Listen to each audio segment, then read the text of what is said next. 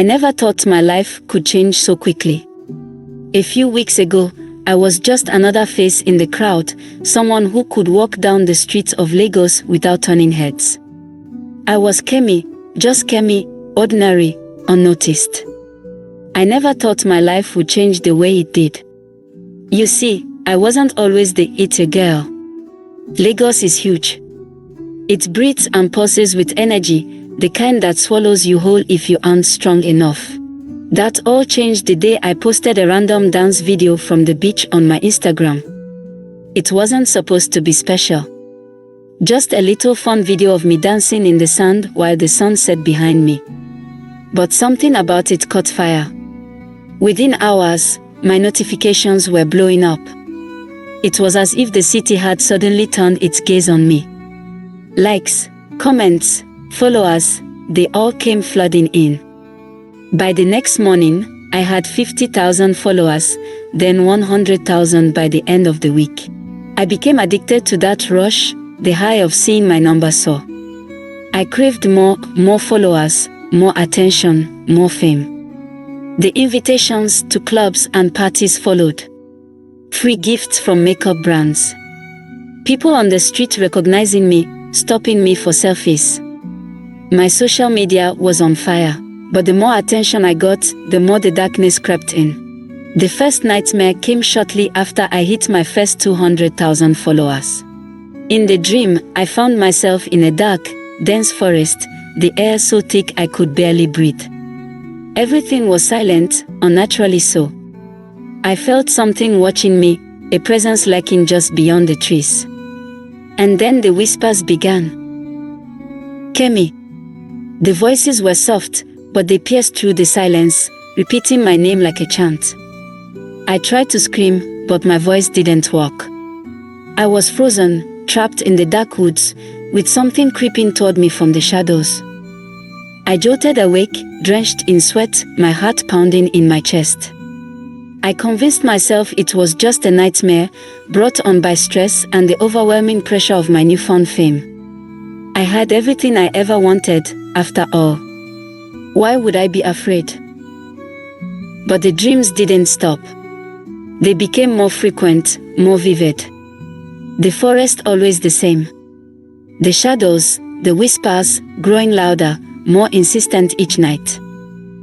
One night, after another sleepless evening of tossing and turning, I found myself sitting in my darkened apartment, scrolling through my phone mindlessly, drowning out the world. The comments on my latest post were brutal. It seemed the more famous I became, the more hate followed. People criticized my body, my voice, my clothes. You don't have to suffer, Kemi, a voice whispered from the darkness behind me. I froze, the hairs on my neck standing up. My heart leapt into my throat as I turned, expecting to see someone there. But the room was empty. Or so I thought. Out of the corner of my eye, a shadow shifted. And then I saw her. She stood in the corner of the room, her figure blending with the darkness. She was tall, unevenly beautiful, with long, flowing hair that shimmered like starlight. Her eyes, deep, black pools, held mine, and I felt a chill sweep over me. Who are you? I stammered, my voice barely a whisper. I am someone who can give you everything you want, she said, stepping forward with a smile that didn't reach her eyes. And I know you want more, don't you, Kemi? Her voice was like honey, smooth, seductive, but with an edge that made my skin crawl. I can help you keep the fame you crave, she continued.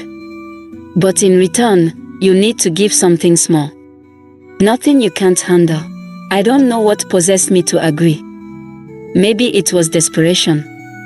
Maybe it was the overwhelming pressure of maintaining the image I had built. Or maybe it was the darkness that had started creeping into my life, the nightmares, the whispers, the suffocating feeling of being watched. That night, I found myself at the old park across the street from my apartment. It was well past midnight, and the park was deserted, the air cold and still. In my hand, I held a small bowl of food, an offering that I didn't even remember preparing. The large, twisted tree in the center of the park loomed ahead of me, its branches reaching toward the sky like skeletal fingers. I approached it slowly, placing the bowl at its base, my heart pounding in my chest. For a moment, nothing happened. The air was thick with anticipation, but there was no movement, no sign of anything out of the ordinary. Then, I heard the whisper again.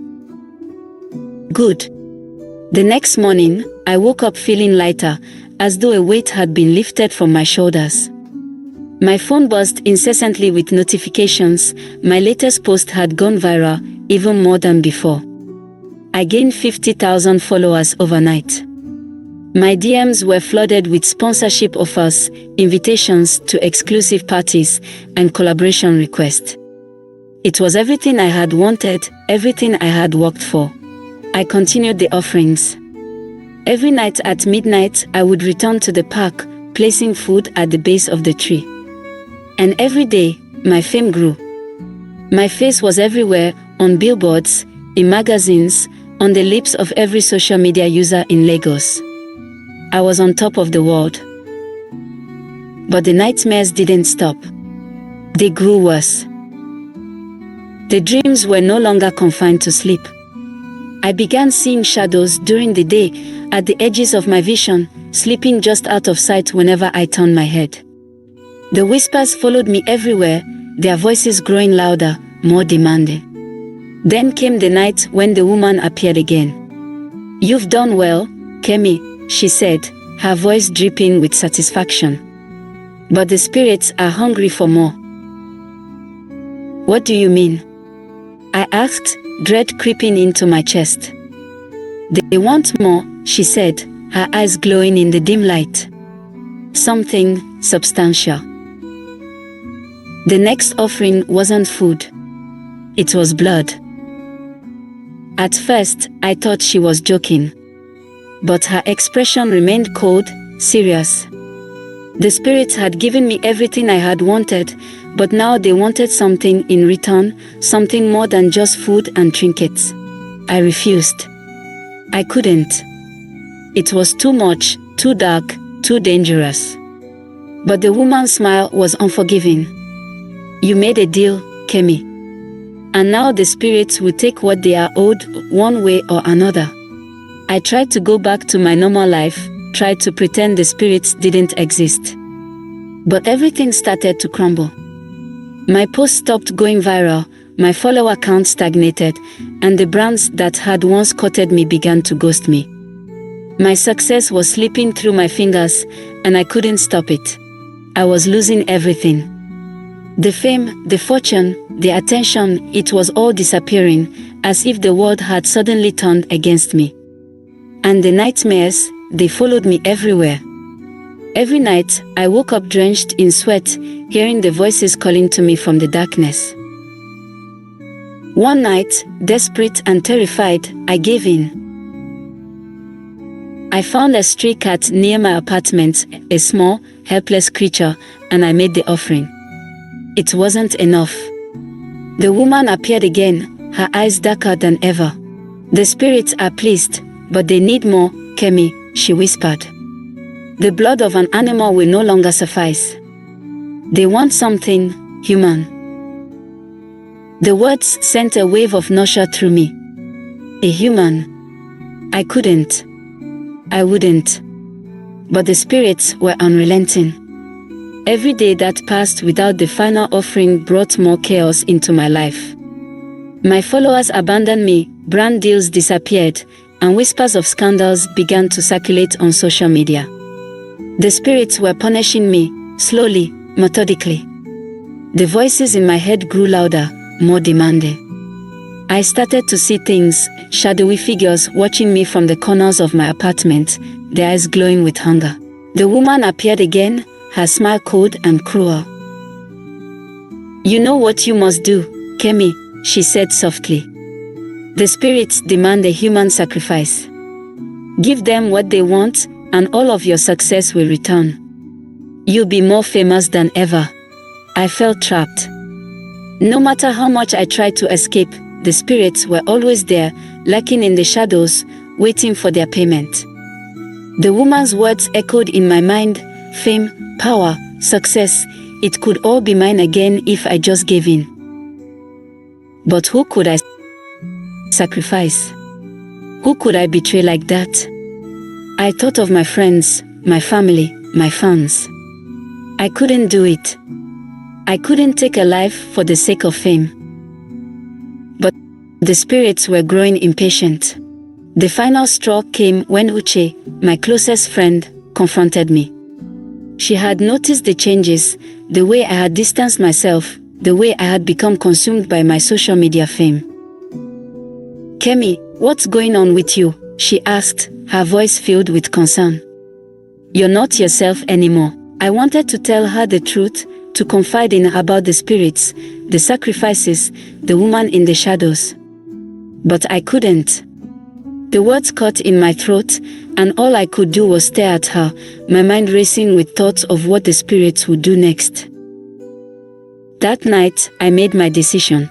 I lured Uche to the park under the guise of needing to talk. She trusted me, of course. Why wouldn't she? We had been friends for years. As we walked toward the tree, I felt the weight of my actions bearing down on me, crushing me with guilt. But the whispers in my head drowned out my doubts. The spirits were watching, waiting, hungry for their payment. I brought the knife, hidden in my jacket. The air was thick with tension, the shadows around us twisting and riding like they were alive. As Uche sat at the base of the tree, I stood behind her, my hand trembling as I gripped the knife. The woman appeared once more, her eyes gleaming with anticipation. "Do it, Kemi," she whispered. "Give them what they want." But I couldn't. At the last moment, I dropped the knife. The spirits howled in rage, their voices echoing through the night, shaking the very ground beneath me. Uche turned, her eyes wide with confusion and fear. "What's happening?" she cried, but I couldn't answer. The shadows began to close in around us, their glowing eyes filled with fury. The woman stepped forward, her face twisted with anger. "You've broken the pact, Kemi. The spirits will take what is theirs." In a flash, the shadows descended on me. I screamed, but no one could hear. The spirits tore into me, their hunger insatiable, their whispers turning into screams of rage. As I fell to the ground, my vision blurred, and the last thing I saw was Uche's terrified face as she ran, leaving me behind to face the consequences of my choices. I woke up in the park the next morning, my body bruised and battered, but alive. The spirits had spared my life, but they had taken everything else. My fame, my fortune, my social media empire, it was all gone. My accounts were wiped clean, my name forgotten by the world. I had sacrificed everything for fame, and in the end, it had consumed me. Now, I live in the shadows, haunted by the whispers of the spirits, their hunger never truly satisfied. They still watch me, waiting for the day when I'll fall back into their grasp.